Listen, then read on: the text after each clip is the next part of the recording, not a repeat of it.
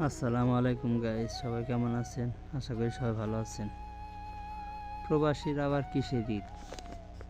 ঈদের নামাজ পড়ে এসে নিঃশ্বাস না নেওয়ার মতো লম্বা একটা ঘুম থেকে উঠে চারিদিকে তাকালে নেই বাবা মা, নেই ভাই বোন, নেই ও সন্তানের হাসি।